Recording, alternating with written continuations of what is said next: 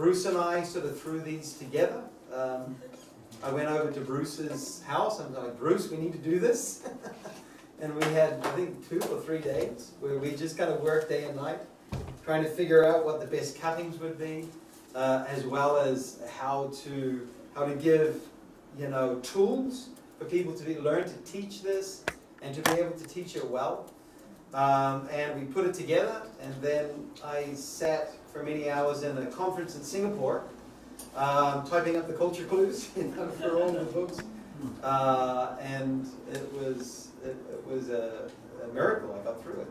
And then we got them designed and printed, but it was very much just the first sort of a pass.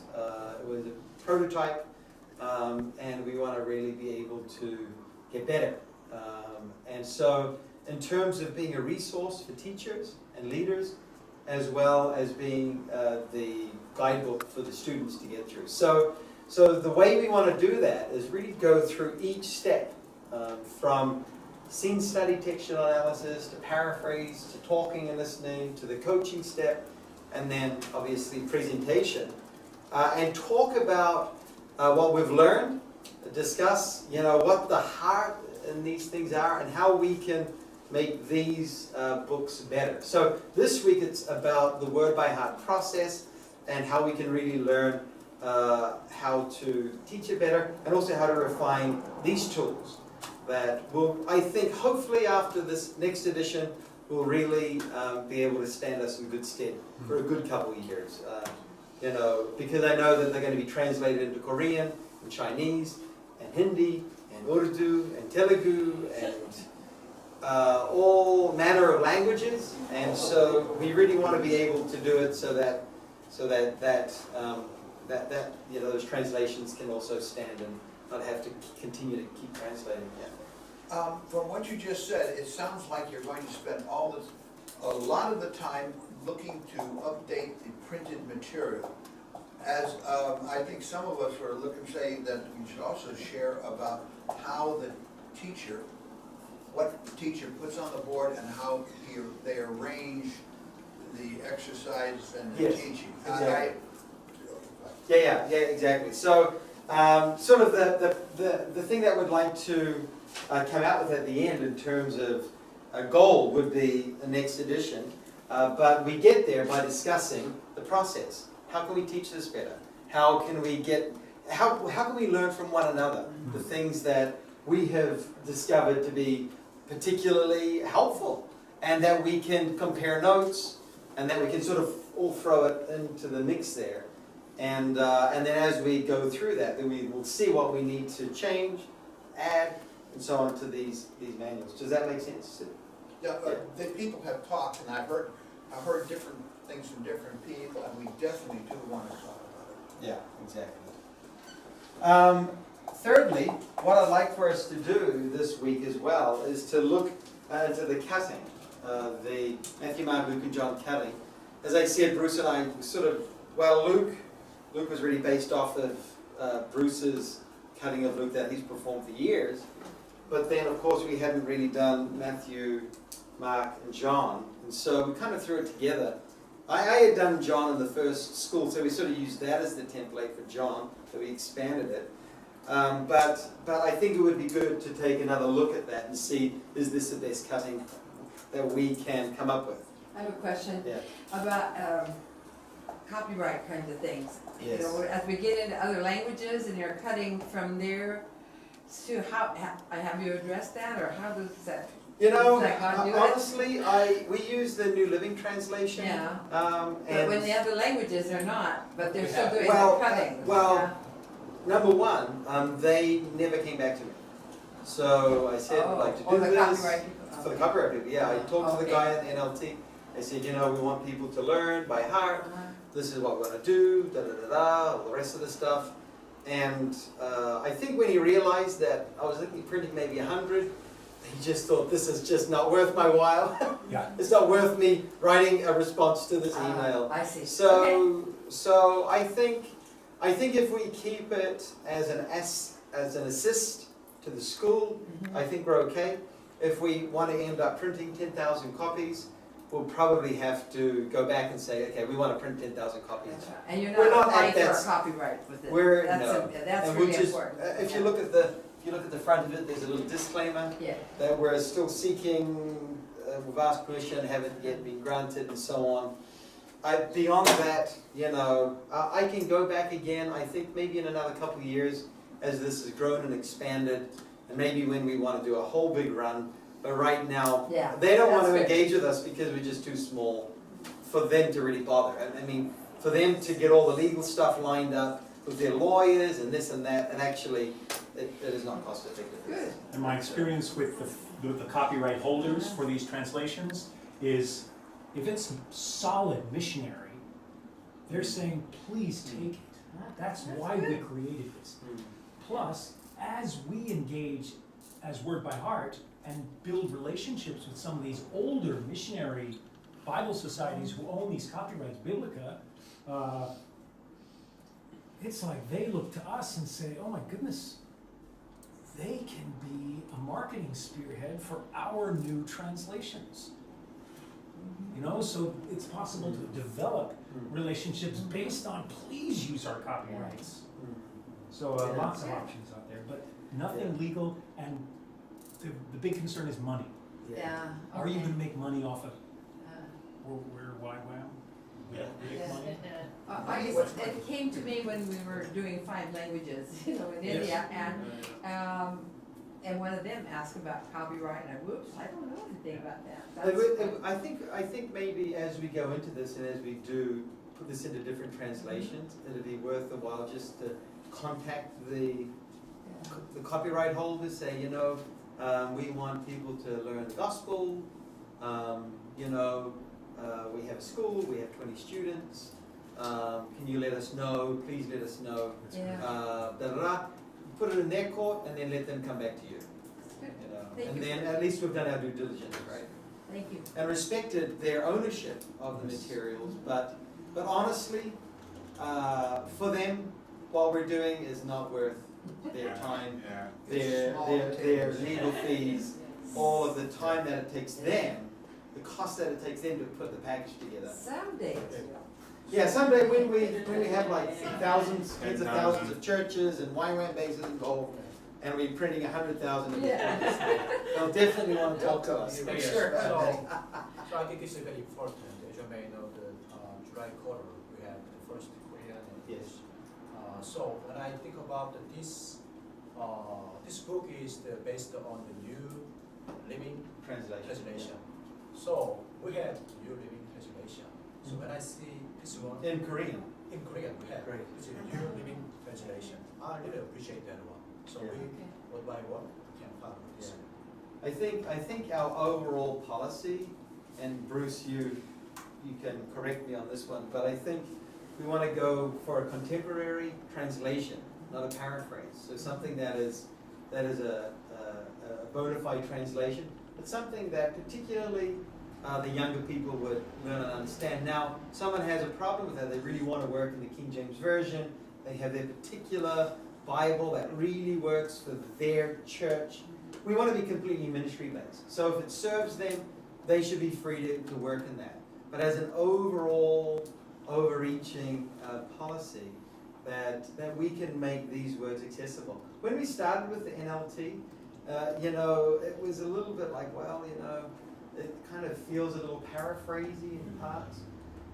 Then when I actually dug deeper, particularly in John, I read all of these commentaries and the critical analysis. I'm like, it's actually a really good translation. I mean, it puts it into modern English, but it's a really good equivalent to that particular Greek idiom, for example. So I've sort of warmed up to the NLT, and it's really gaining currency around the world. Yes. So many places I go to now, what translation NLT? Oh, I love NLT. That's so often the response. Yeah, it's just so great. Back in the ancient history, I was trying to get Word by Heart into the Korean community, and I talked to Moses and some of the other, and basically, they were saying people in China were using the old. There's always a battle between the pastors and the old, and the young people, the new, and so forth. I'm curious about what in China do they have in Yeah. China, Yes. can it be used? Well, I think you need to put it into Chinese. I think But I think it needs to be ministry driven. What serves the students best. If they're going to go into a context where they're really going to be working with the older translations, then they should be working in that. If they're going to be working with young people in urban centers, most probably it's going to be more worthwhile to use the newer translations. And in Asia in particular, I noticed this, and like in Myanmar, for example, they really struggle to learn because the translation is so old and so strange and so distant, and the words are just not used today, you know. And I could see they really have a need in Myanmar to do an updated version, right? And I think in India as well. But there was the South had the old, the one from the Indian Bible Society, Right. and then the North, they were using a more modern one. So we just had to Yeah. You have just, a and I think, baseline. yeah, exactly. And I think as school leaders, you just have to be able to make that call as you come. But I think we generally want to make the Bible more accessible. So using more contemporary language can help that. But if it doesn't help, if you're going to go work in churches that really want the King James, then will not accept you. or will not accept This you. is what happened in India and in Armenia. Yeah, We had to have 2 Russian translations, yeah. so. But I would say it's at least good to have 2 people working the same translation. Yes, You have people working different translations. Oh, it's- yes, that's real, we ran So- into that, yeah, one person, Yeah. it's very hard. You just get confused. You have to treat it as a separate language. Mhm. Different translations can't work with each other Yeah. on talking and listening, Yeah, right. period. So there is that complication. I think we can definitely go into this discussion deeper as well as we sort of dig into this. Why don't I put Bible translation on here? And I think probably Minsun as well would have she would want to sort of weigh in on this as she is coming soon. Bible translations. What we also want to look at this week is what 2016 and then look into 2017 would look like. And what I'd really like, now, of course, just a couple notable absences we have in the room. Samantha Meyer, she's the wonderful, courageous young North American. For those of you who don't know her, is in Armenia, currently leading the school there. And Christina will be joining her. She has Priscilla from Brazil, right, that's with her. So she's got a partner to lead the school there. They have 7 students, I think. Is that right? So they're doing well. It's quite cold there, I think. Is it cold? Freezing there. And we also have Jackson Indicek, who was supposed to be here but didn't get his visa in time to re-enter the country. So he's cooling his heels in Cameroon as we speak. So what I'd like for us to do is talk through the span of this year and as well look into next year, sort of what things look like they're shaping up. And for the schools that we're particularly going to give leadership to, that we make sure that as best as possible we fill up our guest speaker lists so that when we leave from here, we can go with the plan like this is, we know, okay, these, like Paul is going to lead 2 schools, okay, so he sort of knows who's available to come down and teach in Worcester and Indore, right?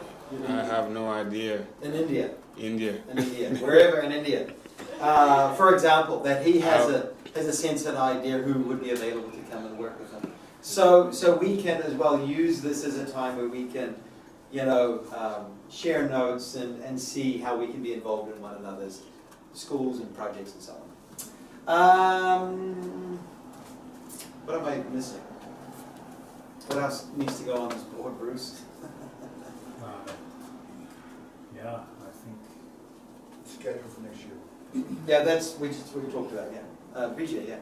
A conversation I wasn't privy to, but I know a little about with you and Murillo over media tools. Oh, yeah, so, yeah, this is great. Media tools. And outreach tools as well, right? Now, that's excellent, that's wonderful, thank you, BJ. Would something like a storyboard be part of that? A storyboard? For the media, like For the Bible, for the storyboard, you know, just, but we talk about making pictures and visualizing the different parts of the Bible story that we're creating. yeah, And I was wondering, wouldn't it be great to have a storyboard where you have a picture here, well, like that? Of the- Yeah, the whole thing with the words underneath. I know it's a big pain in the butt, but I would like to. I can delegate it to you, sir. Oh, okay. That means no. No, I think they're there, all with Google. That's where all this came from. I think though overall, what we really want to do with Word by Heart is make the picture come alive in the mind of the person. Yeah. So pictures that and it's images. something that, and how can we teach it in a way that they're not looking at an objective picture, but they have an internal picture, and how can we enable that to come alive? Now, we did use the Passion of the Christ for a couple of schools to bring home the reality of the crucifixion. And of course, that movie is just terrific, and it's like, wow, I can't believe that Jesus had to go through all that. A bit of the challenge of that, though, is then the storyteller tries to get through to the audience how horrific the movie was, right? And how intense the movie was, rather than going, and this really touches me in this story. And it might not be the brutalization of Jesus. It could be the fact that he says, I forgive them, right? And so if this whole thing is weighing on you, like I've got to get through Mel Gibson's interpretation of what went on in those days, then they might not actually get the thing that might really speak to them, which is the forgiveness part, or God, why have you abandoned me? Or maybe it is the brutalization of Jesus, but does that make sense? The But this actually, wait a passion second. is too much. Right. This actually goes to the core of what we're doing here. We want to enable our students to create a vivid memory of their own of what we can make of the stories from the text. What we want to be careful of is not easier ways to remember the words, storyboards and that kind of thing. We do not want them to remember Mel Gibson's movie. We want them to remember their own created memory under that iceberg, right? And that is so essential to the performance stuff. What you were talking about, what's important to them in the story, absolutely essential to that personal one-on-one. This is what really happened, folks. Then you get the belief stuff, right? Thanks. She has a comment, she raised her hand like this. Oh. Somebody talking to you. Do you want to say something, Larry? I just had a question about that, because even this week, when this story, it said, and, you know, hiring workers for the vineyard, and it said, you know, early in the morning, we went out to find workers. And I know when Sid and I were buying and fixing up houses, early in the morning, we would go out looking for workers. So, you know, that's what I see. I see, you know, us on our way to 777 East Monterey with the truck, you know what I mean, driving along the Yeah. ground with Yeah. 2x4s. That's wonderful. You know, and these people sitting there, and then you come later in the day, and those are the people that, you know, maybe slip in, but God still gives them a chance. And then you come across at 5 o'clock, and the way I presented it today was somebody that was deformed, said, I still need to work. Wow. You know what? Lovely, Join lovely. the others in my vineyard. It's wonderful, and this, Linda, this is amazing, because this life experience is the thing that gives depth to this work, and it's this, we would call it a modern equivalent, right? Like or a substitution, like I can emotionally understand what's going on here because I relate. Because when I was picking up laborers in the morning, I could imagine if I gave everyone the same amount, you know, what their reaction would be, right? I mean, this is brilliant, Right. and this is exactly what we want. So that's what I was Absolutely. asking, because that's what I was Yeah. picturing as I gave them. Yeah. And you get up in front of the students and say that, Right. and they'll go, Oh this my isn't some gosh. Bible story, this is real life as applied from God talking, oh, I get this. Mm, And mm, if they get it on that level, mm. their listeners are gonna get it. Exactly. And you can, one second, Sid, we can use that story to be able to bring that meaning through. And so I think that's excellent, Norma. Well, I was gonna say, the teacher style has a lot to do with how they use media. You know, my Paul is an expert with PowerPoint, and he is very selective about it, but he knows how to use PowerPoint to really bring things together. Mm. Other people can mess it up with too many words and all this kind of stuff. So the media tools and all of those things, and you two can do it without any assistant because you're just masters at it. But need to leave room for different teacher styles Okay, to be sure, okay, is that absolutely. saying? Oh, absolutely, Yeah. absolutely. But I think, But nobody should feel guilty if they can't do it No. like you do it. no, there's no guilt in this room. Yeah. This is, we're learning here, but I But think, you're really good at well, what you do. well, what I'm saying, I think the goal is though, is for the student to go, Yeah, yes. I see it, because they have an internal image that however we've been able to spark it, we can do it. But I think that how do you get that internal image to come forth is Yeah. the trick. Yeah, kind of like you be wary not too many visuals presented. You can get a few things to spark them to begin with, but not the whole story. Does that make sense? Yeah, No? just, Yeah. we're learning. Yeah. Anyway, Mhm. Does anybody have problems visualizing the story?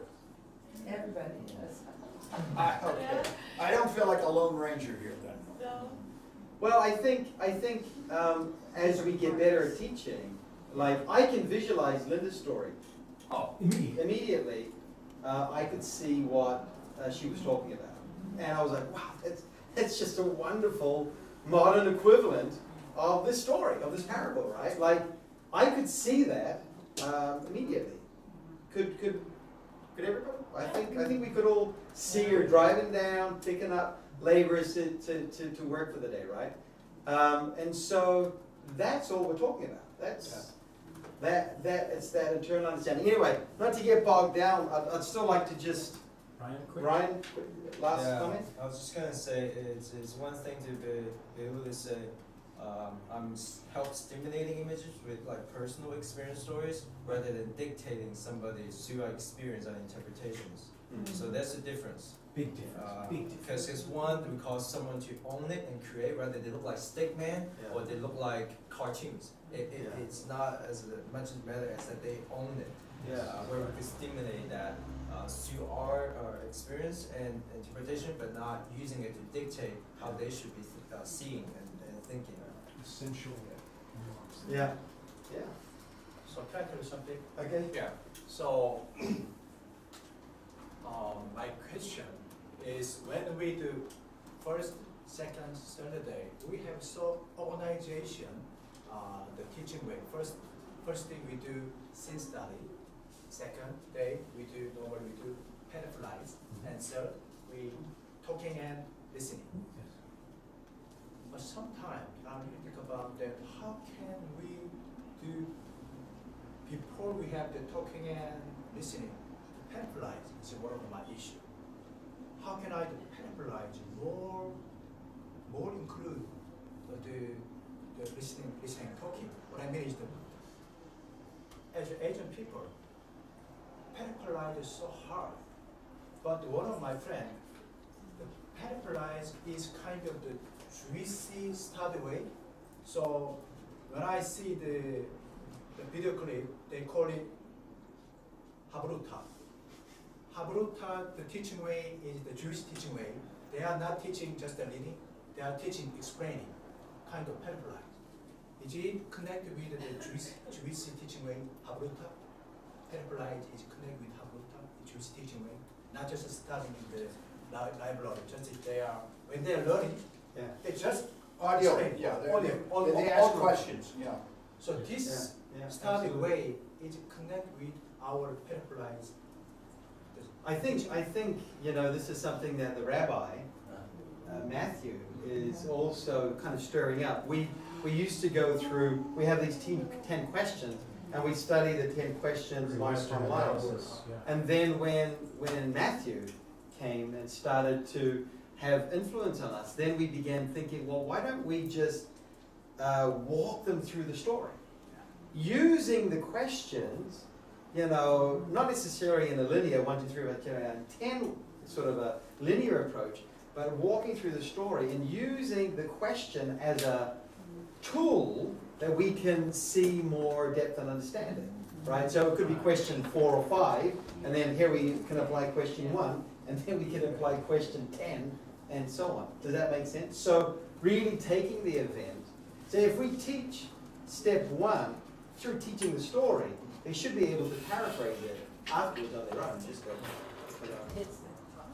Anyway, this is wonderful. I think we'll have some great discussions this week. Anything else that we need to add to what we want to cover this week? What are some? Now next week we're gonna cover. Oh wow, it's 10:30. Oh my God. Next week, okay, you're gonna pick up in soon. Please bless her for us. Look forward to seeing her soon. Yes. Okay, next week we're going to cover all of the things that relate to how do we run good schools, how do we establish great working teams, how do we can take these teams and plant them in different YWAM bases or run schools in different YWAM bases. We'll discuss all of that next week, but this week we really want to focus on the Word by Heart process, working hopefully to get a good way towards getting an upgrade on these manuals, look at the gospel cuttings, look into 2016 and 17, and then outreach tools and media tools. So I think, is that a good agenda? Sounds great. We're happy with that? With the translation, cutting a self-view, why adding the references on there? Yes. Yeah. So we have a Yeah. more clear, direct, Yes. so it's not like all jumbled. That's something definitely for the next, For the next, for the upgrade, yeah, and make sure they're accurate. Or, Yeah. And I'm not taking responsibility for that, Bruce. I'll you're not I'll looking do at me, it. right? I'll do it. I've done it on this one. This one, I'll do it on But we the should other do that one. after we look at the cutting. Because if we want to drop a story out and add another story, then let's get the references down after we do that. I'm gonna write up there, we also need, what information do we need before we leave to teach a class? About who is there, where our contacts are, how, you know, Yeah. we went to places and we got into, Yeah. it's not impossible, but it just made it more easy. So more the practice of running the school. No, the practice of getting there and establishing the contacts with Yeah, the yeah, but people. We know that's how all to run the school. that's the mechanics of getting a school set up. Yeah. We'll hit that next week. Next week. Next week we'll hit that, yeah. So Okay. that's, so we want to do I'm process, Word by Heart, all of that this week, the method, all of that. Next week we'll get to everything related to running the schools, okay? All right, it's break time, 10:30. Break the station. Bruce, you want to crank it?